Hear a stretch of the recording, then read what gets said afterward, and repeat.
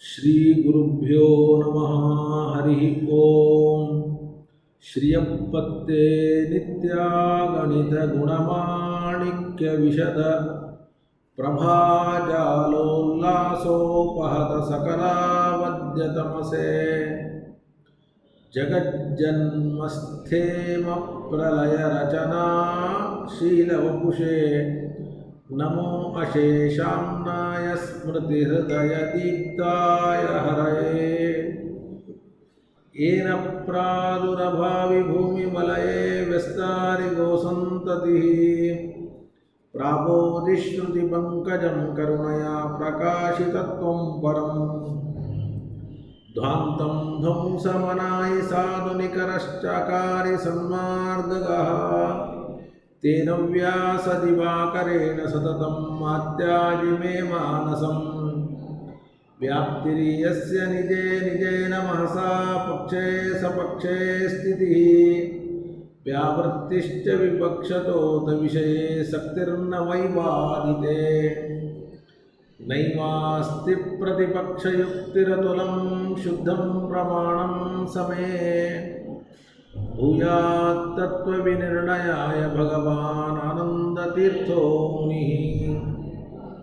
ಭವತಿ ಯದನುಭಾವಾದೇಡಮೂಕೋऽಪಿ ವಾಗ್ಮಿ ಜಡಮತಿರಪಿ ಜಂತುರ್ಜಾಯತೆ ಪ್ರಾಜ್ಞಮೌಲಿಃ. ಸಕಲವಚನಚೇತೋ ದೇವತಾ ಭಾರತೀ ಸಾ ಮಮ ವಚಸಿ ನಿಧತ್ತಾಂ ಸನ್ನಿಧಿಂ ಮಾನಸೇ ಚ. रमा निवासोचितवासभूमिः सन्न्यायरत्नावलिजन्मभूमिः. वैराग्यभाग्यो मम पद्मनाभ तीर्थामृताब्धिर्भवताद्विभुक्ते. पदवाक्यप्रमाणज्ञान प्रतिवादिमदच्छिदः श्रीमदक्षोभ्यतीर्थाख्यान उपतिष्ठे गुरुन्मम. श्रीमदानन्दतीर्थार्य सन्मनस्सरसि भुवि अनुम्याख्याननलिने चञ्चरीकति मे मनः. न शब्दाब्धौ गाढा न च निगमचर्चासु चतुरा न च न्याये प्रौढा न च विदितवेद्या अपि वयं. परं श्रीमत्पूर्णप्रमतिगुरुकारुण्यसरणि प्रपन्ना मान्यास्मः किमपि च वदन्तोऽपि महतां. भगवता बादरायणेन प्राणिनां निःश्रेयसाय प्रणीतमपि ब्रह्ममीमांसाशास्त्रम् असाधुनिबन्धान्धतमसा अवकुण्ठितत्वेन अप्रणीतमिव मन्यमानो भगवान् आनन्दतीर्थमुनिः. यथाचार्याभिप्रायम् अस्य भाष्यं विदाय अनुभाष्यमपि करिष्यन् विलीनप्रकृतितया स्वयमन्तराय विदुरोऽपि अनवरतम् ईश्वरप्रवणकरणवृत्तिरपि नारायणप्रणामादिकम्. प्रारीप्सितस्य अनन्तराय परिसमाप्ते प्रत्ययस्य हेतुतया अविगीतशिष्टाचारपरम्परादिना अवगतमवश्यं करणीयं. शिष्यान् ग्राहीतुं ग्रन्थादौ निबध्नाति नारायणमिति. नारायणं निखिलपूर्णगुणैकदेहं निर्दोषमप्यतममप्यखिलैः सुवाक्यैः. अस्योद्भवादिदमशेषविशेषतोऽपि वन्द्यं सदा प्रियतमं मम सन्नमामि. तमेव शास्त्रप्रभवं प्रणम्य जगद्गुरूणा गुरुमञ्जसैव. विशेषतो मे परमाख्यविद्या व्याख्यां करोम्यन्मपि चाहमेव. ओम अथातो ब्रह्मजिज्ञासा ओम. श्रुतिक्षीराब्धिमामद्यधीमन्दरमहीभृता प्राप्तान्यायसुधायेन तं जयीन्द्रमहं भजे. बुधैरपि सुदुर्बोधे ग्रन्थे यन्मम साहसं तत्पारयन्तु निपुणाः गुरुपादरजक्षणाः ಲೌಕಿಕಾಲೌಕಿಕಫಲಲಕ್ಷಣಾಮೃತದೋಹಿನೀಂ ಗುರುವನುಗ್ರಹರೂಪಾಂ ತಾಂ ಕಾಮಧೇನುಮಾಸ್ಮಹೇ. ಮಧ್ವೋಕ್ತಿರ್ದ್ಯುನದೀ ಜಯಾದಿಷು ಭವಾತ್ ಸೂರ್ಯಾತ್ಮಜಾ ಸಂಗಮೇ. ವ್ಯಾಖ್ಯಾಸ್ನಾನಮಹೋ ವಿದಾಯ ನೃಹರೇ ಪ್ರಾಪ್ಯ ಪ್ರಸಾದ ಪರಂ. ಪ್ರಾಪುರ್ಯೇ ಕೃತಕೃತ್ಯತಾಂ ಗತಫಲಾ ವಿದ್ಯಾದಿರಾಜಾದಯೋ. ಯೋಗೀಶಾ ಕೃಪಯन्तु ತೇ ಜಯಮುನೇರ್ಭಾವಸ್ಯ ಬೋಧಾ ಇಮೇ. ಶುಕೇನ ಶಾಂತ್ಯಾದಿಷು ವಾङ्ಮಯೇಷು ವ್ಯಾಸೇನ ಧೈರ್ಯಂ ಬುಧಿನೋಪಮೇಯಂ. मनोजदित्यां मनसां हि पत्या रघुत्तमाख्यं सगुरुं नमामि. आरूढः सहसा यतीन्द्रपदवीं गत्वा च वाराणसीं तत्रत्यान् कुमतप्रचारनिरतान् अद्वैतिदिग्धन्तिनः. प्रौढार्थैः वचनैः सुयुक्तिकचितैः सम्भीषयन् मोदयन् सत्यध्यानसुकेसरी विजयते पादाश्रितश्रीपतेः. प्रावोचद्योदिकं न्यायसुधा वाक्यार्थचन्द्रिकां सत्यप्रज्ञगुरुर्दद्यात् प्रज्ञां वैदान्तिकीं सदा. बन्धुस्त्वं गुरुरिष्टदैवतमिति त्वत्पादपङ्केरुहं प्राप्तं मां परिपालयेति सततं याचे निबद्धाञ्जलिः. चित्तं मद्गुणदोषचिन्तनविदो नूनं मनः मा कृता सत्याभिज्ञगुरो त्वदङ्घ्रियुगलं हित्वा मे सद्गतिः. सत्याभिज्ञकराब्जोत्थां पञ्चाशद्वर्षपूजकान् सत्यप्रमोदतीर्थार्यान् नौमि न्यायसुधारताम्. वेदेशं निसत्पादसेवा सम्प्राप्तवैभवान् यादवार्यान् वरसुधा टीकाकारान्वयन् नुमः. पृथ्वीमण्डलमध्यस्थाः पूर्णबोधमतानुगाः वैष्णवाः विष्णुहृदयाः तान् नमस्ते कुरुन् मम. शुभान् ध्यायन्ति ये कामान् गुरुदेवप्रसादजान्. इतरान् आत्मपापोत्थान् तेषां विद्या फलिष्यति. आपादमौलिपर्यन्तं गुरूणाम् आकृतिं स्मरेत् तेन विघ्नाः प्रणश्यन्ति सिद्ध्यन्ति च मनोरथाः. पृथ्वीमण्डलमध्यस्थाः पूर्णबोधमतानुगाः वैष्णवाः विष्णुहृदयाः तान् नमस्ते गुरुन् मम. शुभान् ध्यायन्ति ये कामान् गुरुदेवप्रसादजान्. इतरान् आत्मपापोत्थान् तेषां विद्या फलिष्यति. आपादमौलिपर्यन्तं गुरूणाम् आकृतिं स्मरेत् तेन विघ्नाः प्रणश्यन्ति सिद्ध्यन्ति च मनोरथाः.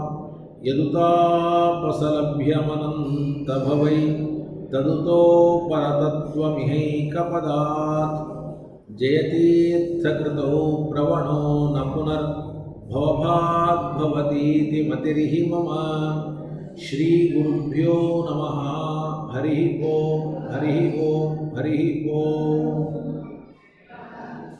ಶಬ್ದ ಇದು ಆತ್ಮನ ಗುಣ ಯಾಕೆ ಆಗಬಾರ್ದು ಅನ್ನೋದರ ಬಗ್ಗೆ ನಾವು ಚರ್ಚೆಯನ್ನು ಮಾಡ್ತಾ ಇದ್ದೇವೆ. ಆದರೆ ಅವರು ಶಬ್ದ ಇದು ಆತ್ಮ ಆತ್ಮನ ಗುಣ ಆಗಬಾರದು ಅನ್ನೋದಕ್ಕೆ ಕೆಲವು ಕಾರಣಗಳನ್ನು ಕೊಟ್ಟಿದ್ದರು. ಶಬ್ದ ನ ಆತ್ಮಗುಣ ಬಾಹ್ಯೇಂದ್ರಿಯ ಪ್ರತ್ಯಕ್ಷತ್ವ ಆತ್ಮಾಂತರಗ್ರಾಹ್ಯತ್ವ ಆತ್ಮನಿ ಅಸಮವಾಯ ಅಹಂಕಾರೇಣ ವಿಭಕ್ತಸ್ಯ ಗ್ರಹಣ. ಹೀಗೆ 4 ಹೇತುಗಳನ್ನು ಮಾಡಿದ್ದಾರೆ. 4 ಹೇತುಗಳ ಬಗ್ಗೆ ಈಗ ನಾವು ತಲೆ ಕೆಡಿಸಿಕೊಳ್ಳೋದು ಬೇಡ. ಒಂದು ಹೇತುವಿನ ಬಗ್ಗೆ ಮಾತ್ರ ವಿಚಾರವನ್ನು ಮಾಡೋಣ.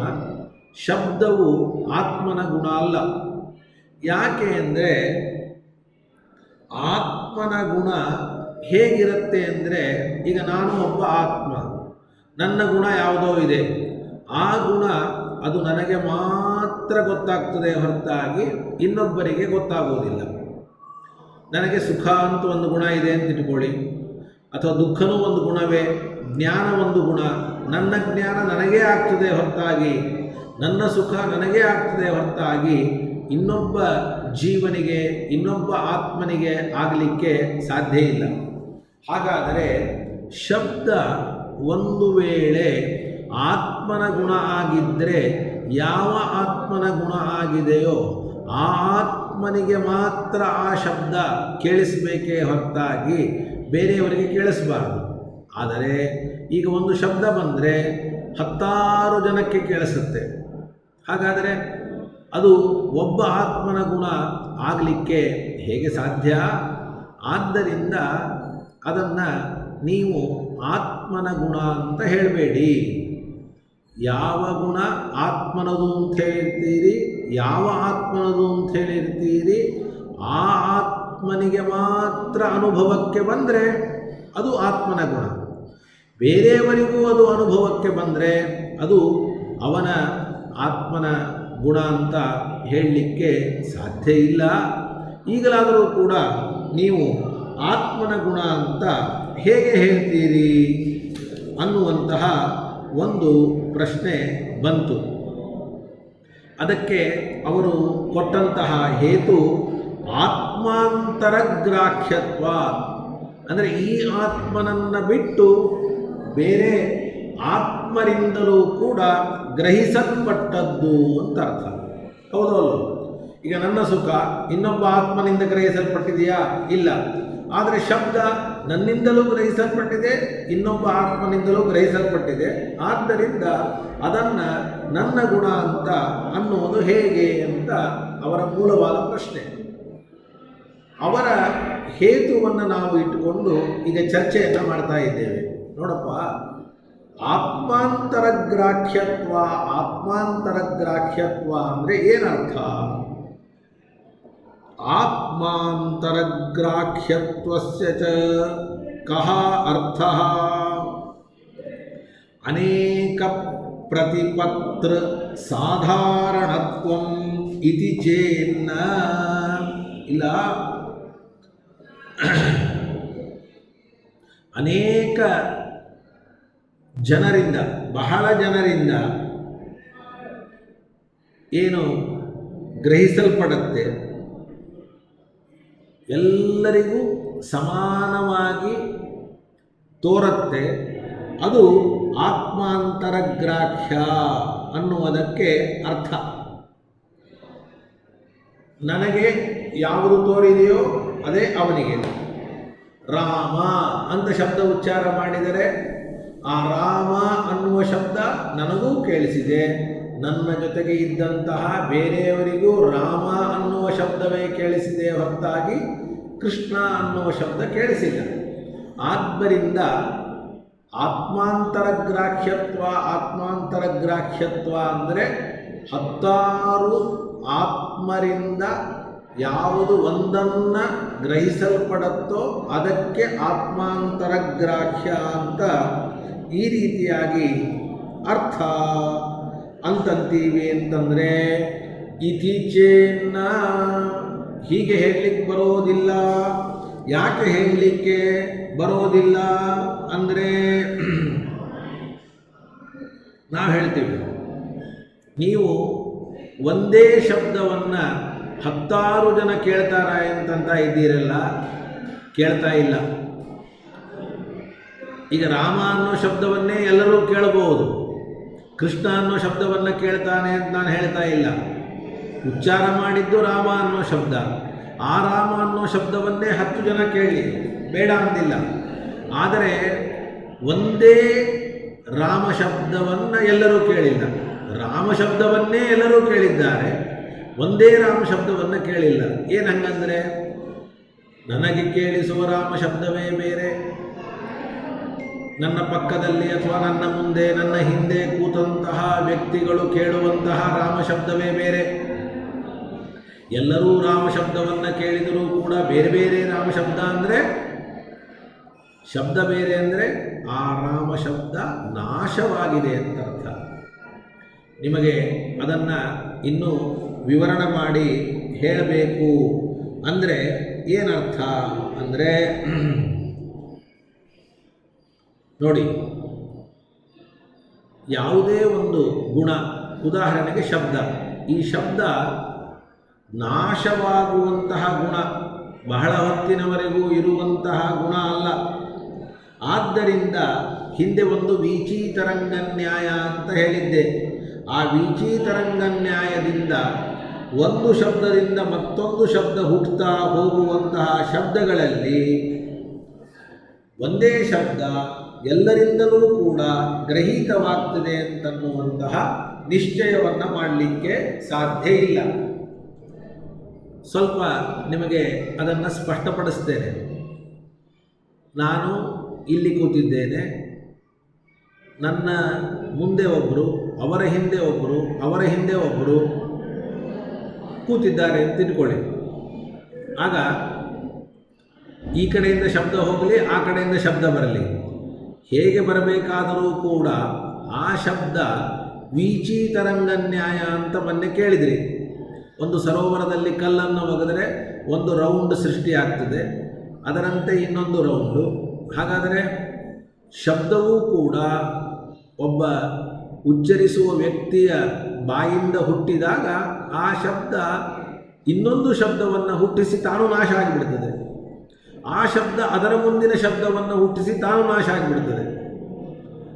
ಶಬ್ದವನ್ನು ಉಚ್ಚರಿಸುವ ವ್ಯಕ್ತಿಯ ಸಮೀಪದಲ್ಲಿ ಯಾವ ವ್ಯಕ್ತಿ ಕೂತಿದ್ದಾನೆ ಆ ವ್ಯಕ್ತಿ ಶಬ್ದವನ್ನು ಕೇಳ್ತಾನೆ. ಅವನಕ್ಕಿಂತ ಸ್ವಲ್ಪ ದೂರದಲ್ಲಿ ಕೂತಂತಹ ವ್ಯಕ್ತಿಯು ಶಬ್ದವನ್ನು ಕೇಳ್ತಾನೆ.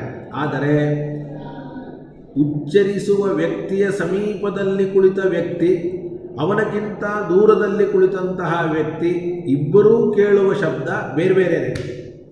ರಾಮ ಶಬ್ದ ಒಂದೇ, ಆದರೆ ಅವನು ಕೇಳಿದ್ದು ರಾಮ ಶಬ್ದ, ಇವನು ಕೇಳಿದ್ದು ರಾಮ ಶಬ್ದ, ಆದರೆ ಎರಡೂ ಬೇರೆ ಬೇರೆ. ಯಾಕೆ ಅಂತಂದರೆ ಆ ರಾಮ ಶಬ್ದ ಅದು ಇನ್ನೊಂದು ರಾಮ ಶಬ್ದವನ್ನು ಹುಟ್ಟಿಸಿ ತಾನು ನಾಶ ಆಗಿಬಿಡ್ತು. ಅದಕ್ಕಿಂತ ಮುಂದೆ ಇದ್ದವನು ಕೂಡ ರಾಮ ಶಬ್ದವನ್ನು ಕೇಳಿರ್ಬೋದು, ಆದರೆ ಎರಡನೆಯವನು ಯಾವ ರಾಮ ಶಬ್ದವನ್ನು ಕೇಳಿದನೋ ಆ ರಾಮ ಶಬ್ದ ಮೂರನೆಯವನು ಕೇಳುವ ರಾಮ ಶಬ್ದವನ್ನು ಹುಟ್ಟಿಸಿ ಅದು ನಾಶ ಆಗೋಯಿತು. ಕಲ್ಪನೆ ಬಂದಿರಬೇಕು. ಹಾಗಾದರೆ 4-5 ಜನ ರಾಮ ಶಬ್ದವನ್ನು ಕೇಳಿದರೂ ಕೂಡ ಆ ರಾಮ ಶಬ್ದ ಅಂತನ್ನತಕ್ಕಂಥದ್ದು ಎಲ್ಲವೂ ಒಂದೇ ಅಲ್ಲ, ಅದು ಬೇರೆ ಬೇರೆಯೇ. ಆದ್ದರಿಂದ ಎಲ್ಲ ಆತ್ಮರಿಂದ ಗ್ರಹೀತವಾಗುವ ಒಂದು ಶಬ್ದ ಈ ಅರ್ಥದಲ್ಲಿ ಆತ್ಮಾಂತರ ಗ್ರಾಹ್ಯತ್ವ ಅಂದರೆ ಅದನ್ನು ಹೇಳಲಿಕ್ಕೆ ಸಾಧ್ಯ ಇಲ್ಲ. ಯಾಕೆಂದರೆ ಎಲ್ಲರೂ ಒಂದನ್ನೇ ಗ್ರಹಣ ಮಾಡಲಿಕ್ಕೆ ಯಾವ ಕಾರಣದಿಂದಲೂ ಕೂಡ ಸಾಧ್ಯ ಇಲ್ಲ, ಅದನ್ನು ನಿಶ್ಚಯ ಮಾಡೋದಿಲ್ಲ. ಅದಕ್ಕೆ ನಿಮ್ಮ ಅನುಮಾನಕ್ಕೆ ಸಂದಿಗ್ಧ ಸಿದ್ಧಿ ಎನ್ನುವಂತಹ ದೋಷ ಬರ್ತದೆ. ಹೀಗೆ ಬೇರೆ ಬೇರೆ ಆತ್ಮರಿಂದ ಬೇರೆ ಬೇರೆ ಶಬ್ದಗಳು ಗ್ರಹೀತವಾದರೂ ಕೂಡ ಆ ಎಲ್ಲ ಶಬ್ದಗಳು ಕೂಡ ಒಂದೇ ಆಗಿರಲಿಕ್ಕೆ ಸಾಧ್ಯ ಇಲ್ಲ. ಇಲ್ಲಿ ತಪ್ಪು ಕಲ್ಪನೆ ಮಾಡಿಕೊಳ್ಬಾರ್ದು. ರಾಮ ಶಬ್ದನೇ, ಆದರೆ ಒಂದೇ ರಾಮ ಶಬ್ದ ಅಲ್ಲ, 10 ರಾಮ ಶಬ್ದಗಳು. ನಾನು ಕೇಳಿದ ರಾಮ ಶಬ್ದ ಬೇರೆ, ನನ್ನ ಮುಂದೆ ಕುಳಿತು ಕೇಳಿದ ರಾಮ ಶಬ್ದ ಬೇರೆ. ಅದಕ್ಕೆ ಒಂದೇ ಶಬ್ದವನ್ನು ಎಲ್ಲರೂ ಕೂಡ ಕೇಳಿದ್ದೇವೆ ಅನ್ನಲಿಕ್ಕೆ ಬರೋದಿಲ್ಲ ಅಂತ ಇಷ್ಟು ಹೇಳಿದ್ವಿ. ಆದರೆ ಇದರ ಮೇಲೆ ಅವರು ಉತ್ತರವನ್ನು ಕೊಡ್ತಾರೆ. ಏನು ಉತ್ತರವನ್ನು ಕೊಡ್ತಾರೆ ಅಂತಂದರೆ, ನೋಡಿ, ಶಂಖವನ್ನು ಊದಿ ಅಥವಾ ರಾಮ ಅಂತನ್ನುವ ಉಚ್ಚಾರಣೆಯನ್ನು ಮಾಡಿ, ಏನೇ ಮಾಡಿದಾಗ ಏನು ಒಂದು ಶಬ್ದ ಹುಟ್ಟುತ್ತದೆ, ರಾಮ ಅಂತ ಶಬ್ದ ಇರಲಿ, ಶಂಖದಿಂದ ಬಂದಂತಹ ಶಬ್ದ ಇರಲಿ, ಆ ಶಬ್ದ ಅದು ಬೇರೆ ಬೇರೆಯೇ ಆಗಿರಲಿ, ಆದರೆ ಎಷ್ಟು ಜನ ಕೇಳಿದ್ದಾರೋ ಅವರೆಲ್ಲರಿಗೂ ಕೂಡ ಏನು ಅನಿಸಿದೆ? ಅವ್ರಿಗೇನು ಅನಿಸಿದೆ ಹೇಳಿ? ನಾನು ರಾಮ ಶಬ್ದ ಕೇಳಿದ್ದೀನಿ, ಇವನು ಕೃಷ್ಣ ಶಬ್ದ ಕೇಳಿದ್ದಾನೆ, ಇವನು ನರಸಿಂಹ ಶಬ್ದ ಕೇಳಿದ್ದಾನೆ ಅಂತ ಅನಿಸಿದೆಯಾ? ಅನಿಸಿಲ್ಲ. ಎಲ್ಲರಿಗೂ ಕೂಡ ನಾನು ರಾಮ ಶಬ್ದ ಕೇಳಿಸಿದ್ದೇನೆ ಅಂತ ಅನಿಸ್ತದೆ. ಆ ಶಬ್ದ ಒಂದೋ ಬೇರೆ ಬೇರೆನೋ ಅನ್ನೋದು ಬೇರೆ ವಿಚಾರ, ಅದರ ಬಗ್ಗೆ ನಾವು ಈಗ ತಲೆ ಕೆಡಿಸಿಕೊಳ್ಳೋದು ಬೇಡ. ಆದರೆ ಅವರು ಹೇಳೋದೇನು ಅಂತಂದರೆ, ಎಷ್ಟೇ ರಾಮ ಶಬ್ದಗಳು ಕೇಳಿಸಿದರೂ ಕೂಡ ಆ ಎಲ್ಲ ರಾಮ ಶಬ್ದಗಳು ಕೂಡ ನಾನೂ ರಾಮ ಶಬ್ದವನ್ನು ಕೇಳಿದ್ದೇನೆ ಅಂತ ಪ್ರತಿಯೊಬ್ಬ ಆತ್ಮರಿಗೂ ಕೂಡ ಪ್ರತ್ಯಭಿಜ್ಞಾ ಅಂತ ಕರೀತಾರೆ.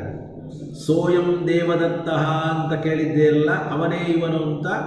ಹಾಗೆ ಅವರು ಕೇಳಿದ ಶಬ್ದವನ್ನೇ ನಾನು ಕೇಳಿದ್ದೇನೆ, ನಾನು ಕೇಳಿದ ಶಬ್ದವನ್ನೇ ಇವರು ಕೇಳಿದ್ದಾರೆ ಅಂತ ಎಲ್ಲರಿಗೂ ಅನುಭವ ಬರ್ತಾ ಇದ್ದದ್ದರಿಂದ ಎಲ್ಲರಿಂದಲೂ ಕೂಡ ಒಂದೇ ಶಬ್ದ ಗ್ರಹೀತವಾಗಿದೆ ಅಂತ ಅರ್ಥ.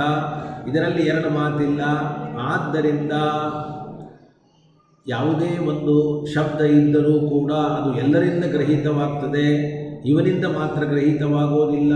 ಇವನಿಂದ ಮಾತ್ರ ಗ್ರಹೀತವಾಗ್ತಾ ಇದ್ದಿದ್ದರೆ ಆವಾಗ ಅದನ್ನು ಇವನ ಗುಣ ಅಂತ ಅನ್ನಬಹುದಾಗಿತ್ತು ಅಂತ ಮತ್ತೆ ಆಕ್ಷೇಪವನ್ನು ಮಾಡ್ತಾ ಇದ್ದಾರೆ.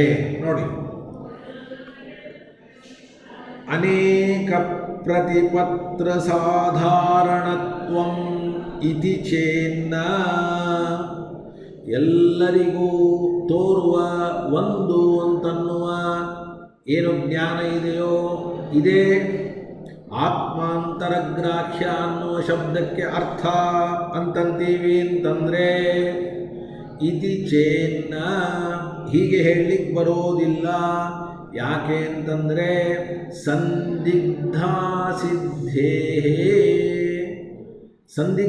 ಸಿದ್ಧಿ ಅಂದರೆ ಹೀಗೆ ಎಲ್ಲರಿಗೂ ನಾಶವಾಗಿ ಬೇರೆ ಬೇರೆ ಶಬ್ದಗಳು ಕೇಳಿದೆಯೋ ಅಥವಾ ಅದೇ ಶಬ್ದ ಕೇಳಿದೆಯೋ ಅನ್ನುವ ನಿರ್ಧಾರ ಇಲ್ಲ. ಸಂತಾನ ಅನುಮಾನೇನ ಮೂಲ ಪ್ರತ್ಯಭಿಜ್ಞಾನಾತ್ ನೈಷ ದೋಷಃ ಇತಿ ಚೇತ್. ಅದಕ್ಕೆ ಅವರಂದರು ಬೇರೆ ಬೇರೆ ಶಬ್ದಗಳು ಅಂತ ಅನಿಸಿದ್ದರೂ ಕೂಡ ಎಲ್ಲರಿಗೂ ನಾವು ಒಂದೇ ಶಬ್ದ ಕೇಳಿಸಿದ್ದೇವೆ ಅಂತ ಪ್ರತಿಜ್ಞೆ ಇದ್ದದ್ದರಿಂದ ಆ ಮೂಲಭೂತವಾದ ಶಬ್ದ ಒಂದೇ ಆದದ್ದರಿಂದ ಸಂದಿಗ್ಧ ಸಿದ್ಧಿ ಬರೋದಿಲ್ಲಲ್ಲ. ಯಾಕೆ ಬರ್ತದೆ ಅಂತಂದರೆ, ನೋಡಿ, ನೀವು ಶಬ್ದಗಳು ಬೇರೆ ಬೇರೆ ಆಗಿದ್ದರೂ ಮೂಲಭೂತವಾದ ಶಬ್ದ ಒಂದೇ ಅಂತ ಅಂದ್ಕೊಂಡು ಎಲ್ಲರೂ ಕೇಳಿದ ಶಬ್ದ ಒಂದೇ ಅನ್ನೋದಾದರೆ ಇನ್ನೊಂದು ದೊಡ್ಡ ಸಮಸ್ಯೆ ಇದೆ. ತರ್ಹಿ ಸುಖಾದೀನಾಮಪಿ ಅನುಮಾನೇನ ಅನೇಕ ಪ್ರತಿಪತ್ರ ಸಾಧಾರಣತ್ವೇನ ಅನೈಕಾಂತಿಕತ್ವಂ ಸ್ಯಾತ್. ತುಂಬ ಸುಂದರವಾದ ಯುಕ್ತಿಯನ್ನು ಕೊಡ್ತಾ ಇದ್ದಾರೆ. ನೋಡಪ್ಪ, ಎಲ್ಲರೂ ಒಂದೇ ಶಬ್ದವನ್ನು ಕೇಳೋದಿಲ್ಲ, ಬೇರೆ ಬೇರೆ ಶಬ್ದವನ್ನು ಕೇಳ್ತಾರೆ ಅಂತ ನಾವಂದ್ವಿ. ಅದಕ್ಕೆ ನೀವು ಒಪ್ಪಲಿಲ್ಲ. ಇಲ್ಲ, ಎಲ್ಲರೂ ಬೇರೆ ಬೇರೆ ಅಂತಂದರೂ ಎಲ್ಲರಿಗೂ ನಾನು ಒಂದೇ ಕೇಳ್ತಾ ಇದ್ದೀನಿ ಅನ್ನುವ ಅನುಭವ ಇದೆ, ಆದ್ದರಿಂದ ಒಂದು ಅಂತ ನೀವಂದ್ರಿ. ಹಾಗಾದರೆ ಆತ್ಮನ ಇನ್ನೊಂದು ಗುಣ ತಗೊಳ್ಳೋಣ. ಶಬ್ದ ಬೇಡ, ಎಲ್ಲರೂ ಒಪ್ಪಿದ ಗುಣ ಯಾವುದು ಅಂದರೆ ಸುಖ, ಜ್ಞಾನ, ಇಚ್ಛಾ, ದುಃಖ ಇವೆಲ್ಲವೂ ಕೂಡ ಆತ್ಮನ ಗುಣ ಅಂತ ನಿರ್ಣೀತವಾಗಿದೆ. ಹಾಗಾದರೆ ನಾನು ಕೇಳ್ತೀನಿ, ನನಗೊಂದು ಸುಖ ಇದೆ, ಈ ಸುಖ ಬೇರೆಯವ್ರಿಗೆ ಆಗಿದೆಯಾ ಹೇಳಿ? ಆಗಿಲ್ಲ. ನಾನು ಕೇಳಿದ ಶಬ್ದ ಬೇರೆಯವರು ಕೇಳಿದ್ದಾರೆ ಅಂತ ಹೇಳ್ತೀವಿ, ಆದರೆ ನನಗಾದ ಸುಖ ಇನ್ನೊಬ್ಬರಿಗೆ ಆಗಿದೆ ಅಂತ ಹೇಳಲಿಕ್ಕೆ ಬರೋದಿಲ್ಲ. ಈಗ ನೀವು ನನಗೆ ಕೇಳಿಸಿದ ಶಬ್ದವೇ ಎಲ್ಲರಿಗೂ ಕೇಳಿಸ್ತದೆ ಅಂತ ಅನ್ನೋದಾದರೆ ನನಗೆ ಆದ ಸುಖವೇ ಎಲ್ಲರಿಗೂ ಆಗಿದೆ ಅಂತೂ ಕೂಡ ಅನ್ನಬೇಕಾಗತ್ತೆ. ಏನು ಮಾಡ್ತೀರಿ, ಈ ಪರಿಸ್ಥಿತಿ ಬಂತೆ. ನನಗೆ ಆದ ಸುಖವೇ ಎಲ್ಲರಿಗೂ ಕೂಡ ಆಗಿದೆ ಅಂತ ಹೇಳಬೇಕಾಗ್ತದೆ. ಹೇಗೆ ಅಂತಂದರೆ, ಒಬ್ಬ ವ್ಯಕ್ತಿ ಏನೋ ಒಂದು ಸುಖವನ್ನು ಪಡ್ತಾ ಇದ್ದಾನೆ. ಏನೋ ತಿಂದದ್ದಕ್ಕೋ ಅಥವಾ ಇನ್ಯಾವುದಕ್ಕೋ ಸುಖವನ್ನು ಪಡ್ತಾ ಇದ್ದಾನೆ. ಸುಖವನ್ನು ಪಡ್ತಾ ಇರುವಾಗ ನಾನು ಅವನ ಮುಖವನ್ನು ನೋಡಿದೆ. ಅವನ ಮುಖದಲ್ಲಿ ಒಂದು ಪ್ರಸನ್ನತೆ ಇತ್ತು. ಅವನ ಮುಖದಲ್ಲಿ ಒಂದು ಪ್ರಸನ್ನತೆ ಇತ್ತು. ಆ ಪ್ರಸನ್ನತೆಯನ್ನು ನಾನು ಕಂಡು ಅದರಿಂದ ಯಾರ್ಯಾರು ಕಂಡಿದ್ದಾರೋ ಅವರೆಲ್ಲರಿಗೂ ಕೂಡ ಇವನು ಒಳ್ಳೆಯ ಮಂದಹಾಸವನ್ನು ಬೀರ್ತಾ ಇದ್ದದ್ದರಿಂದ, ಇವನ ಮುಖವು ಪ್ರಸನ್ನವಾದದ್ದರಿಂದ ಇವನು ಸುಖವುಳ್ಳವನು ಅಂತ ನಾವು ಅನುಮಾನ ಮಾಡ್ತೇವೆ. ಇವನು ಸುಖವುಳ್ಳವನು ಅಂತ ನಾವು ಅನುಮಾನವನ್ನು ಮಾಡ್ತೇವೆ. ಆದ್ದರಿಂದ ನಾವು ಅನುಮಾನದಿಂದ ಇವನು ಸುಖವುಳ್ಳವನು ಅಂತ ಏನು ತಿಳಿದಿದ್ದೇವೆ, ಇದರಿಂದ ಮೂಲಭೂತ ಸುಖದ ಗ್ರಹಣ ಉಂಟಾಗ್ತಾ ಇದ್ದದ್ದರಿಂದ ಸುಖವೂ ಕೂಡ ಎಲ್ಲರಿಂದಲೂ ಕೂಡ ತಿಳಿಯಲ್ಪಟ್ಟಿದೆ ಅಂತಾಗಿಬಿಡಲಿ. ಸುಖವೂ ಕೂಡ ಎಲ್ಲರಿಂದ ತಿಳಿಯಲ್ಪಟ್ಟಿದೆ ಅಂತಾಗಲಿ. ನೋಡಿ ಹೇಗಿದೆ ಪರಿಸ್ಥಿತಿ. ಆದರೆ ನನ್ನ ಸುಖ ನನಗೇ ಹೊರತಾಗಿ ಇನ್ನೊಬ್ಬರಿಗಿಲ್ಲ. ಆದರೆ ನನಗೆ ಸುಖ ಆಗುವಾಗ ನನ್ನ ಮುಖದ ಪ್ರಸನ್ನತೆಯನ್ನು ತಿಳಿದು ಉಳಿದವರೂ ಕೂಡ ಇವನಿಗೆ ಸುಖ ಆಗ್ತದೆ ಅಂತ ಜ್ಞಾನ ಮಾಡಿಕೊಂಡು ಉಳಿದವರೂ ಸುಖವುಳ್ಳ ಜ್ಞಾನವುಳ್ಳವರಾಗಲಿ.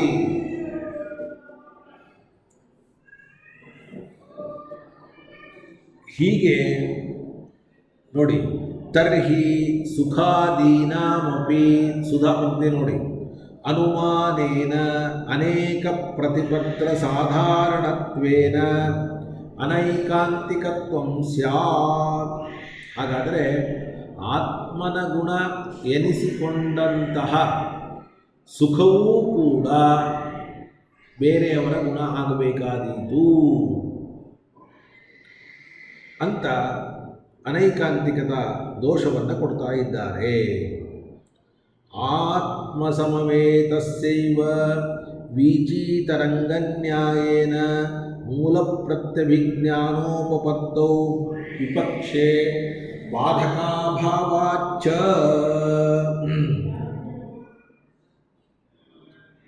ಇಷ್ಟೇ ಅಲ್ಲದೆ ಶಬ್ದವನ್ನು ಆತ್ಮಗುಣ ಅಂತ ಅಂಗೀಕರಿಸಿದಾಗಲೂ ಕೂಡ, ಆತ್ಮಗುಣ ಅಂತ ಅಂಗೀಕಾರ ಮಾಡಿದಾಗಲೂ ಕೂಡ ವೀಚೀತರಂಗನ್ಯಾಯ ಅಂತ ಕೇಳಿದ್ದೀರಿ.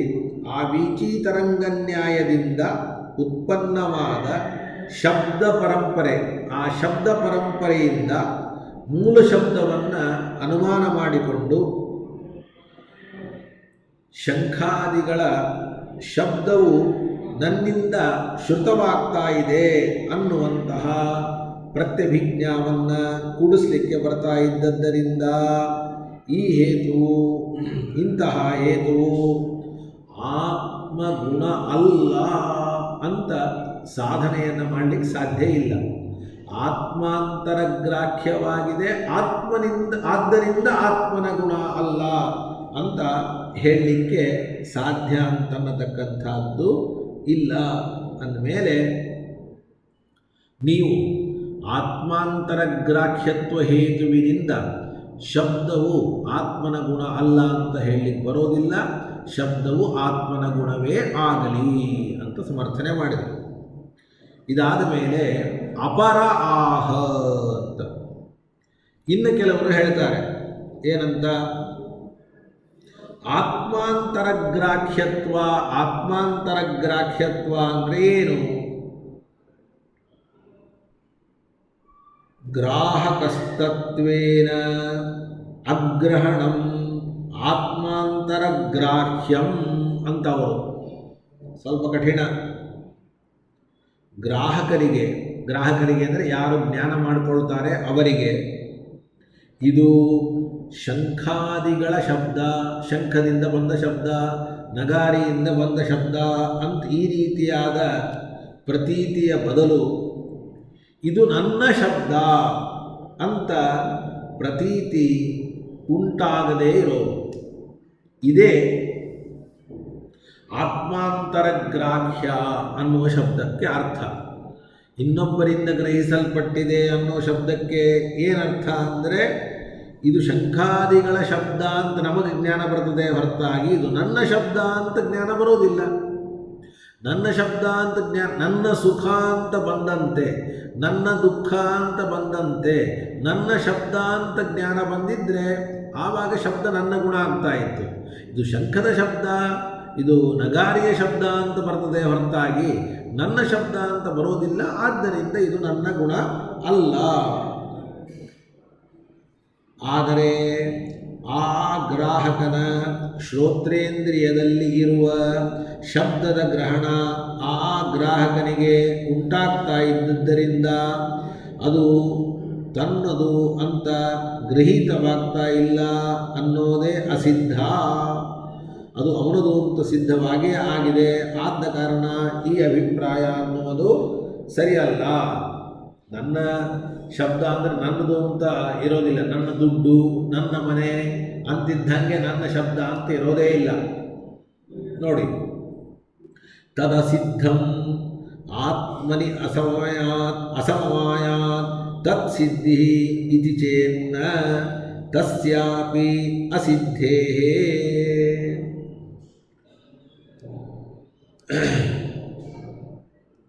ಶಬ್ದವು ತನ್ನಲ್ಲಿ ಅಂದರೆ ಆತ್ಮನಲ್ಲಿ ಸಮವಾಯ ಸಂಬಂಧದಿಂದ ಇಲ್ಲದೇ ಇರುವುದರಿಂದ ಇದು ನನ್ನ ಶಬ್ದ ಎನ್ನುವುದಾಗಿ ಬರ್ತಾ ಇಲ್ಲ ಅಂತ ನಾವು ಅನುಮಾನದಿಂದ ಸಾಧನೆ ಮಾಡ್ತೇವೆ ಅಂದರೆ, ಆದ್ದರಿಂದ ಶಬ್ದದಲ್ಲಿ ಗ್ರಾಹಕಸ್ತತ್ವೇನ ಅಗ್ರಹಣ ಇದು ಸಿದ್ಧವಾಗಿದೆ, ಅಸಿದ್ಧವಾಗಿಲ್ಲ ಅಂದರೆ ಈ ತರಹದ ಸಮಾಧಾನವೂ ಕೂಡ ಸರಿಯಲ್ಲ. ಯಾಕೆ ಅಂದರೆ ಶಬ್ದವು ಆತ್ಮನ ಗುಣ ಅಂತ ಯಾರು ವಾದಿಸ್ತಾ ಇದ್ದಾರೆ ಆ ಶಬ್ದ ಆತ್ಮನಲ್ಲಿ ಸಮವಾಯ ಸಂಬಂಧದಿಂದ ಇಲ್ಲ ಅನ್ನೋದೇ ಇನ್ನೂ ಸಿದ್ಧವಾಗಿಲ್ಲ. ಶಬ್ದವು ಗ್ರಾಹಕನಲ್ಲಿ ಸಮವೇತವಾಗಿಲ್ಲ ಅನ್ನುವುದು ಅಹಂ ವಾದ್ಯೆ ಪೂರ್ಯೇ, ನಾನು ಬಾರಿಸಲ್ಪಡುತ್ತೇನೆ, ನಾನು ಊದಲ್ಪಡುತ್ತೇನೆ ಅಂತ ಗ್ರಹಿತವಾಗಿದೆಯಾ? ನನ್ನಿಂದ ಬಾರಿಸಲ್ಪಡತ್ತೆ, ನನ್ನಿಂದ ಊದಲ್ಪಡತ್ತೆ ಅಂತ ಹೇಳ್ತಾರೆ ಹೊರತಾಗಿ ನಾನು ಊದ್ತೇನೆ ಅಂತ ಹೇಳೋದಿಲ್ಲ. ನೋಡಿ, ಅಂದರೆ ಶಬ್ದ ಬರೋದು ಶಬ್ದ ನನ್ನದೇ ಆಗಿದ್ದರೆ ಆವಾಗ ಇದು ಗಂಟೆ ಶಬ್ದ ಅಂತ ಅನ್ನಬಾರದು. ವೀಣಾ ವಾದ್ಯತೆ, ವೇಣು ಪೂರ್ಯತೆ, ವೀಣೆಯು ಬಾರಿಸಲ್ಪಡುತ್ತದೆ, ಕೊಳಲು ಊದಲ್ಪಡುತ್ತದೆ. ಹೀಗೆ ನೋಡಿ, ತಸ್ಯ ಆತ್ಮನಿ ಅಸಮವಾಯಾತ್ ತತ್ ಸಿದ್ಧಿ ಇತಿ ಚೇನ್ನ ತಸ್ಯಾಪಿ ಅಸಿದ್ಧೇಃ ಅಹಂಕಾರೇಣ ವಿಭಕ್ತಸ್ಯ ಗ್ರಹಣಾತ್ ತತ್ ಸಿದ್ಧಿ ಇತಿ ಚೇನ್ನ. ಅಹಂಕಾರದಿಂದ ವಿಭಕ್ತವಾಗಿ ಅಂತಂದರೆ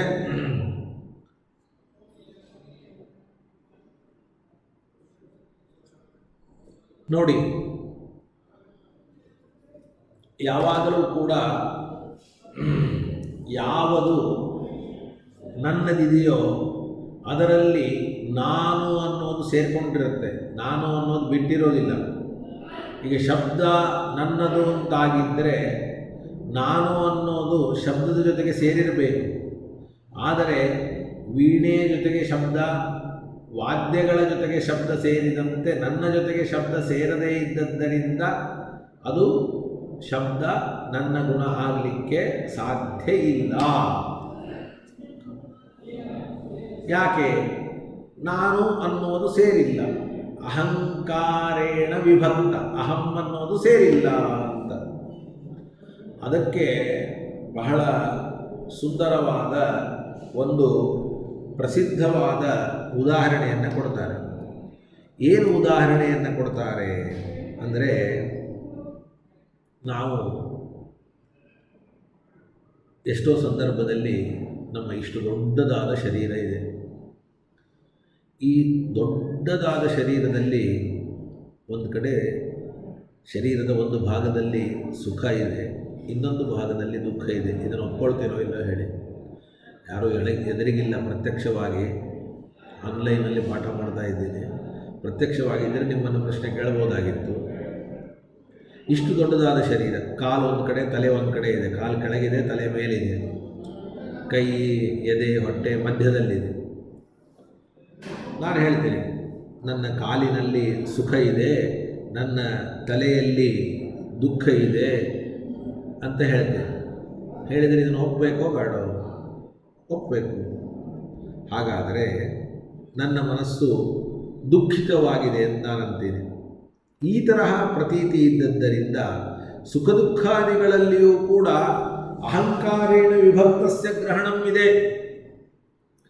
ಅಂದರೆ ಅಹಂಕಾರೇಣ ಯಾವುದು ವಿಭಕ್ತವಾಗಿ ಗೃಹೀತವಾಗಿದೆಯೋ ಅದು ಆತ್ಮನ ಗುಣ ಆಗೋದು ಬೇಡ ಅಂತಂದರೆ, ಸುಖ ದುಃಖಗಳು ಕೂಡ ಅಹಂಕಾರೇಣ ವಿಭಕ್ತವಾಗಿ ಗೃಹೀತವಾಗಿದೆ.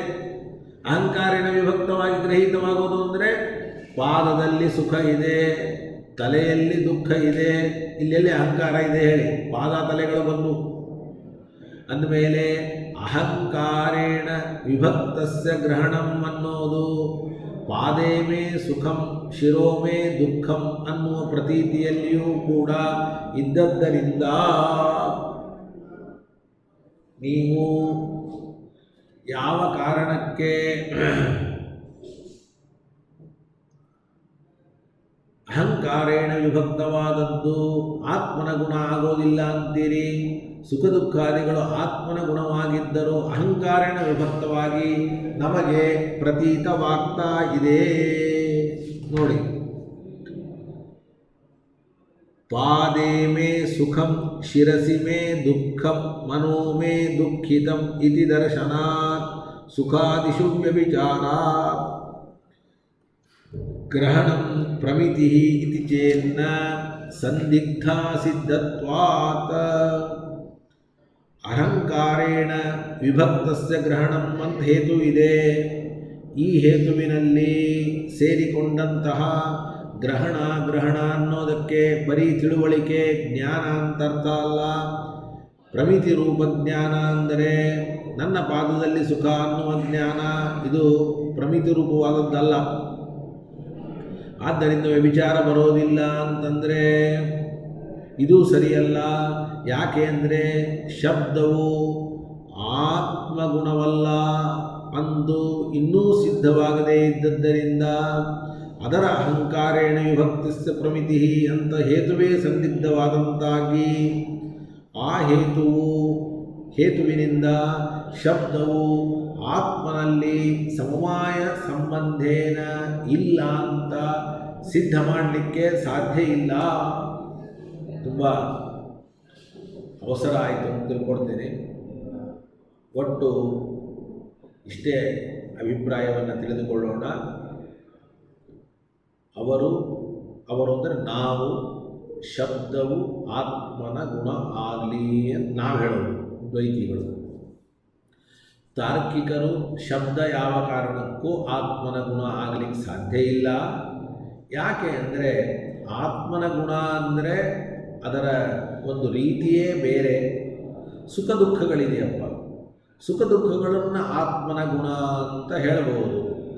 ಹಾಗೆ ಶಬ್ದ ಇಲ್ಲ, ಅದಕ್ಕೋಸ್ಕರವಾಗಿ ಆತ್ಮನ ಗುಣ ಅಲ್ಲ ಅಂತ ಅವರ ವಾದ.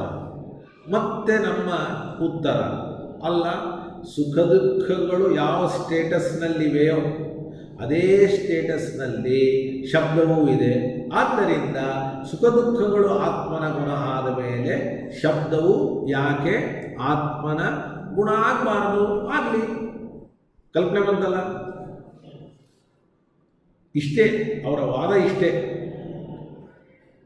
ಅಂದರೆ ಶಬ್ದವು ಆತ್ಮನ ಗುಣ ಅಲ್ಲ ಅನ್ನೋದಕ್ಕೆ ಅನೇಕ ಕಾರಣಗಳನ್ನು ಕೊಟ್ಟರು. ಎಲ್ಲ ಕಾರಣಗಳು ಅಂದರೆ ಹೇತುಗಳು. ಶಬ್ದ ನ ಆತ್ಮಗುಣ ಆತ್ಮಾಂತರಗ್ರಾಹ್ಯತ್ವ ಅಹಂಕಾರೇಣ ವಿಭಕ್ತಸ್ಯ ಗ್ರಹಣ. ಬಹಳ ಇದೆ ಅದರ ವಿವರಣೆ. ಕಲ್ಪನೆ ಬಂತಲ್ಲ, ಹೀಗೆ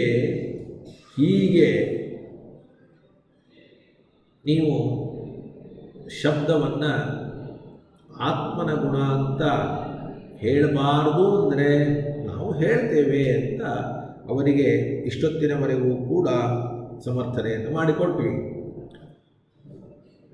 ಇನ್ನು ಮುಂದೆ ಅಂದರೆ ನೋಡಿ, ನಾನು ಮೊದಲೇ ಹೇಳಿದ್ದೇನೆ ನಿಮಗೆ, ಆಕಾಶದ ಗುಣ ಒಂದು ಬಿಟ್ಟು ಶಬ್ದ ಎಲ್ಲದರ ಗುಣ ಆಗಲಿ, ಪೃಥ್ವಿಯ ಗುಣ ಆಗಲಿ, ನೀರಿನ ಗುಣ ಆಗಲಿ, ಬೆಂಕಿಯ ಗುಣ ಆಗಲಿ, ವಾಯುವಿನ ಗುಣ ಆಗಲಿ, ಆತ್ಮನ ಗುಣ ಆಗಲಿ, ಇಷ್ಟ ತನಕ ಆತ್ಮನ ಗುಣವಾಗಲಿ ಅಂತ.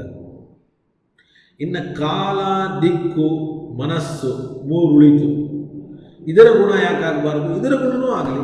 ಕಾಲಾದಿಗಳ ಗುಣವೂ ಕೂಡ ಯಾಕೆ ಆಗಬಾರದು ಅಂದರೆ 9 ದ್ರವ್ಯಗಳಲ್ಲಿ 8 ದ್ರವ್ಯಗಳ ಗುಣವೇ ಆಗಲಿ ಹೊರತಾಗಿ 9ನೇಯದಾದ ಆಕಾಶವೆಂಬುವ ದ್ರವ್ಯದ ಗುಣ ಆಗುವ ಅವಶ್ಯಕತೆ ಇಲ್ಲ. ಇದು ವಾದ. ನೋಡಿ, ಕಾಲಾದಿಗುಣೋವಾ ಖಿನ್ನಸ್ಯ, ಕಾಲಾದಿಗುಣಗಳ ಗುಣವೂ ಆಗಲಿ, ಯಾಕಾಗಬಾರ್ದು? ಪ್ರತ್ಯಕ್ಷತ್ವಾದಿಚೇನ್ನ, ಅಲ್ರಿ ಕಾಲ ಕಣ್ಣಿಗೆ ಕಾಣಿಸೋದಿಲ್ಲ, ಆದರೆ ಶಬ್ದ ನಮ್ಮ ಕಿವಿಗೆ ಕೇಳಿಸ್ತದೆ. ಕಾಲ ಕಿವಿಗೂ ಕೇಳಿಸೋದಿಲ್ಲ, ಕಣ್ಣಿಗೂ ಕಾಣಿಸೋದಿಲ್ಲ, ಯಾವ ಇಂದ್ರಿಯದಿಂದಲೂ ಗೋಚರ ಅಲ್ಲ. ಯಾವ ಇಂದ್ರಿಯದಿಂದಲೂ ಗೋಚರವಾಗದೇ ಇರುವ ಕಾಲವನ್ನು ಮತ್ತು ಎಲ್ಲ ಶ್ರೋತ್ರೇಂದ್ರಿಯಕ್ಕೆ ಗೋಚರವಾಗುವ ಶಬ್ದಕ್ಕೆ ಆಶ್ರಯ ಅಂತ ಹೆಂಗೆ ಕರಿತೀರಿ? ಶಬ್ದ ಕಾಲದ ಗುಣ ಅಂತ ಹೆಂಗೆ ಕರಿತೀರಿ ಅಂದರೆ ಸ್ಪರ್ಶಸ್ಯಾಪಿ ಪ್ರತ್ಯಕ್ಷತ್ವೇನ ಅವಾಯವೀಯತ್ವ ಪ್ರಸಂಗ. ಏನಪ್ಪ, ಈ ಹೇತುವನ್ನು ಕೊಡ್ಲಿಕ್ಕೆ ಸಾಧ್ಯ ಇಲ್ಲ. ಯಾಕೆ ಈ ಹೇತುವನ್ನು ಕೊಡ್ಲಿಕ್ಕೆ ಸಾಧ್ಯ ಇಲ್ಲ ಅಂದರೆ, ಈಗ ನೋಡಿ, ವಾಯು ಇದು ನಮಗೆ ಕಣ್ಣಿಗೆ ಕಾಣೋದಿಲ್ಲ, ಆದರೆ ವಾಯುವಿನ ಗುಣವಾದಂತಹ ಸ್ಪರ್ಶ ನಮ್ಮ ತ್ವಗೀಂದ್ರಿಯದಿಂದ ಗ್ರಾಹ್ಯವಾಗಿದೆ. ತ್ವಗೀಂದ್ರಿಯದಿಂದ ಗ್ರಾಹ್ಯವಾಗಿದ್ದರೂ ಸ್ಪರ್ಶವನ್ನು ಯಾವ ಇಂದ್ರಿಯಕ್ಕೂ ಗೋಚರವಾಗದ ಅಂದರೆ ಅಪ್ರತ್ಯಕ್ಷವಾದ ವಾಯುವಿನ ಗುಣ ಅಂದಂತೆ ಶ್ರೋತ್ರೇಂದ್ರಿಯಕ್ಕೆ ಗೋಚರವಾದ ಶಬ್ದವನ್ನು ಅಪ್ರತ್ಯಕ್ಷವಾದ ಕಾಲದ ಗುಣ ಅಂತ ಯಾಕೆ ಹೇಳಬಾರದು?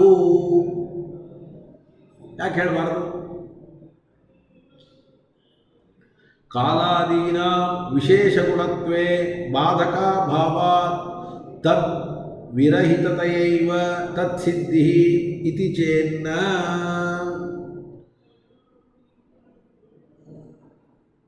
ಕಾಲಾದಿಗಳಲ್ಲಿ ವಿಶೇಷ ಗುಣವನ್ನು ಒಪ್ಪಲಿಕ್ಕೆ ಯಾವ ಬಾಧಕವಿಲ್ಲದೆ ಇದ್ದದ್ದರಿಂದ ವಿಶೇಷ ಗುಣವಾದ ಶಬ್ದವನ್ನು ಅವುಗಳಲ್ಲಿ ಒಪ್ಪಲಿಕ್ಕೆ ಏನೂ ಸಮಸ್ಯೆ ಇಲ್ಲ. ಕಾಲಾದಿಗಳು ವಿಶೇಷ ಗುಣವುಳ್ಳವುಗಳು ಅಂತ ನಾವು ಮುಂದೆ ಸಮರ್ಥನೆ ಮಾಡ್ತೇವೆ. ಆದ್ದರಿಂದ ಕಾಲಾದಿಗಳು ವಿಶೇಷ ಗುಣರಹಿತವಾಗಿಯೇ ಸಿದ್ಧವಾದದ್ದರಿಂದ ಅವುಗಳಲ್ಲಿ ವಿಶೇಷ ಗುಣವಾದ ಶಬ್ದವನ್ನು ನೀವು ಒಪ್ಪಲಿಕ್ಕೆ ಸಾಧ್ಯ ಇಲ್ಲ ಅಂತ ಮತ್ತೊಂದು ಹೊಸ ಆಕ್ಷೇಪ. ಅಂದರೆ ಈಗ ನಾವು ವಿಶೇಷ ಗುಣ ಅಂದರೆ ಇನ್ನೊಂದರ ಗುಣ ಆಗದೆ ತನ್ನದೇ ಆದ ಗುಣ, ಇದನ್ನು ವಿಶೇಷ ಗುಣ ಅಂತೀವಿ. ಈಗ ಸ್ಪರ್ಶ ಇದು ವಾಯುವಿನದೇ ಗುಣ, ಗಂಧ ಇದು ಪೃಥಿವಿಯದೇ ಗುಣ, ರೂಪ ಇದು ತೇಜಸ್ಸಿನದೇ ಗುಣ. ಹಾಗೆ ಕಾಲಕ್ಕೆ ಇಂಥದೇ ಆದ ಒಂದು ಗುಣ ಅಂತನ್ನತಕ್ಕಂಥದ್ದು ಇಲ್ಲ. ಕಾಲಕ್ಕೆ ಇಂಥದೇ ಆದ ಗುಣ ಇಲ್ಲ. ಆದ್ದರಿಂದ ನೀವು ಶಬ್ದವನ್ನು ಕಾಲದ ವಿಶೇಷ ಗುಣ ಅಂತ ಹೆಂಗಂತೀರಿ ಅಂತ ಪ್ರಶ್ನೆ. ನೋಡಿ, ಕಾಲಾದೀನಾಂ ವಿಶೇಷಗುಣಮತ್ವೇ ಬಾಧಕಾಭಾವಾತ್ ತದ್ವಿರಹಿತತಯೈವ ತತ್ಸಿದ್ಧಿ ಚೇನ್ನ ಅನ್ಯಥಾ ತತ್ಸಿದ್ಧೇಃ ವಕ್ಷ್ಯಮಾಣತ್ವಾತ್. ಶಬ್ದ ನ ಸ್ಪರ್ಶವದ್ವಿಶೇಷಗುಣ ಅನ್ನುವ ಅನುಮಾನಗಳಿಗೆ ಸಂಬಂಧಪಟ್ಟ ವ್ಯಾಪ್ತಿಯನ್ನು ಯಾವುದು ಪ್ರತ್ಯಕ್ಷವಾಗಿದ್ದು ಕಾರಣಗುಣಪೂರ್ವಕವಾಗಿಲ್ಲವೋ ಅದು ಸ್ಪರ್ಶವದ್ವಿಶೇಷ ಗುಣ ಅಲ್ಲ ಅಂತ ಇಟ್ಟುಕೊಳ್ಳುವ ಬದಲು ಶಬ್ದಕ್ಕೆ ಅದು ಸಂಬಂಧಪಡದಂತೆ ಸಂಕೋಚಗೊಳಿಸಿ ಯಾವುದು ಶಬ್ದವನ್ನು ಬಿಟ್ಟು ಪ್ರತ್ಯಕ್ಷವಾಗಿದೆಯೋ ಅದು ಕಾರಣಪೂರ್ವಕ ಅಲ್ಲ ಅಂತೂ ಕೂಡ ವ್ಯಾಪ್ತಿಯನ್ನು ಮಾಡಲಿಕ್ಕೆ ಬರ್ತದೆ. ಕಿಂಚ ಅತ್ರ ಸರ್ವತ್ರ ಸಾಹಚರ್ಯ ದರ್ಶನೆ ಸಂಕೋಚ ಏವ ದ್ರವ್ಯಾಂತರ ಕಲ್ಪನೆಯ ಲಘೀಯಾನ್. ಶಬ್ದವು ಕೆಲವು ದ್ರವ್ಯಗಳಾದ ಪೃಥಿವ್ಯಾದಿಗಳ ಅಥವಾ ಆತ್ಮಾದಿಗಳ ಗುಣ ಅಂತ ಒಪ್ಪಲಿಕ್ಕೆ ಬರ್ತಾ ಇದ್ದದ್ದರಿಂದ ಅತಿರಿಕ್ತ ದ್ರವ್ಯವನ್ನು ಕಲ್ಪಿಸುವ ಗೌರವ ದೋಷಕ್ಕೆ ಅವಕಾಶ ಇಲ್ಲ. ಯಾವಾಗಲೂ ಕೂಡ ನಾವು ಇದ್ದದ್ರೊಳಗೆ ನಮ್ಗೆ ಹೇಳ್ತಾರೆ, ನೀವು ಇದ್ದದ್ರೊಳಗೆ ಅಡ್ಜಸ್ಟ್ ಮಾಡ್ಕೊಳ್ಳಿ, ಇದ್ದದ್ರೊಳಗೆ ಅಡ್ಜಸ್ಟ್ ಆಗಲಿಲ್ಲ ಅಂದರೆ ನಾವು ಬೇರೆದಕ್ಕೆ ಶರಣು ಹೋಗಬೇಕು. ಆದರೆ ಒಳ್ಳೆಯ ಒಂದು ಸ್ವಭಾವ ಅಂದರೆ ಇದ್ದದ್ರೊಳಗೆ ಅಡ್ಜಸ್ಟ್ ಆಗೋದು. ಹಾಗೆ ಈಗ ಶಬ್ದ ಅನ್ನೋದಿದೆ, ಇದ್ದದ್ದು ಅಂದರೆ 8 ದ್ರವ್ಯಗಳು, 8 ದ್ರವ್ಯಗಳಲ್ಲೇ ಇದೆ ಅಂತ ಹೇಳಲಿಕ್ಕೆ ಬಂದರೆ ಒಪ್ಪಿಬಿಡಿ. ಏನು ಮಾಡಿದರೂ ಕೂಡ 8 ದ್ರವ್ಯದಲ್ಲಿ ಇದೆ ಅಂತ ಹೇಳಲಿಕ್ಕೆ ಸಾಧ್ಯವೇ ಇಲ್ಲ, ಅದಕ್ಕೆ 9ನೇ ದ್ರವ್ಯವನ್ನು ಒಪ್ಪಿಕೊಳ್ಳೇಬೇಕು ಅಂದಾಗ ಮಾತ್ರ ವಿಧಿ ಇಲ್ಲ. ಆದ್ದರಿಂದ 9ನೇ ದ್ರವ್ಯವನ್ನು ಒಪ್ಪೋಣ, ಅದರಲ್ಲಿ 2 ಮಾತಿಲ್ಲ. ಕಲ್ಪನೆ ಬಂತಲ್ಲ, ಇದ್ದದ್ರಲ್ಲೇ ಮುಗಿತಾ ಇದ್ದರೆ ಆಗ ಇನ್ನೊಂದಕ್ಕೆ ಕೈ ಹಾಕುವ ಅವಶ್ಯಕತೆ ಇಲ್ಲ. ಈಗಲಾದರೂ ಕೂಡ ಇದ್ದದ್ದರಲ್ಲಿ ಸೇರ್ತಾ ಇದೆ, 8 ದ್ರವ್ಯಗಳಲ್ಲೇ ಸೇರ್ತಾ ಇದೆ. 8 ದ್ರವ್ಯವನ್ನು ಬಿಟ್ಟು 9ನೇ ದ್ರವ್ಯಕ್ಕೆ ಯಾಕೆ ಕೈ ಹಾಕಬೇಕು? ಹಾಕುವ ಅವಶ್ಯಕತೆ ಅಂತ ಅನ್ನತಕ್ಕಂಥದ್ದು ಇಲ್ಲ. ಅದಕ್ಕೆ ನಾವು 9ನೇದಾದ ಆಕಾಶ ಅನ್ನುವ ದ್ರವ್ಯವನ್ನು ಕಲ್ಪನೆ ಮಾಡುವ ಅವಶ್ಯಕತೆ ಇಲ್ಲ. ನೀವಾದರೂ ಕೂಡ ಶಬ್ದಕ್ಕೆ ಆಶ್ರಯವಾಗಿ 9ನೇ ಆಕಾಶ ಸಿದ್ಧವಾಗಲಿ ಅಂತ ಅನುಮಾನದಿಂದ ಸಿದ್ಧ ಮಾಡ್ತಾ ಇದ್ದೀನಿ. ಏನು ಬೇಕಾಗಿಲ್ಲ, 8ರಲ್ಲಿ ಯಾವುದಾದರೂ 1ರ ಗುಣ ಆಗಿಬಿಟ್ರೂ ಸಾಕು, ಆಕಾಶವನ್ನು ಒಪ್ಪುವ ಅವಶ್ಯಕತೆ ಇಲ್ಲ ಅನ್ನುವಂತಹ ಮಾತನ್ನು ಹೇಳಿ ಪರಿಶೇಷಾನುಮಾನ ಅಂತ ಮಾಡ್ತಾರೆ. ಆ ಪರಿಶೇಷಾನುಮಾನದ ಬಗ್ಗೆ ನಾನು ಮತ್ತೆ ವಿವರಣೆಯನ್ನು ಕೊಡ್ತೇನೆ. ಇಲ್ಲಿಗೆ ಪಾಠವನ್ನು ಮುಗಿಸ್ತಾ ಇದ್ದೇನೆ. ಬಹುಶಃ ನಾಳೆಯೂ ಕೂಡ ಆನ್ಲೈನಲ್ಲೇ ಪಾಠ ಆಗ್ತದೆ. ಆನ್ಲೈನಲ್ಲಿ ಬಂದರೆ ನೋಡಿ, ಪ್ರತ್ಯಕ್ಷವಾಗಿ ನಾಳೆನೂ ಕೂಡ ಆಗಲಿಕ್ಕೆ ಸಾಧ್ಯ ಇಲ್ಲ. ಆನ್ಲೈನಲ್ಲಿ ಮಾಡಲಿಕ್ಕಾದರೆ ಮಾಡ್ತೀನಿ, ಇಲ್ಲದಿದ್ದರೆ ಇಲ್ಲ. ಶ್ರೀಕೃಷ್ಣಾರ್ಪಣಮಸ್ತು. ಹರಯೇ ನಮಃ.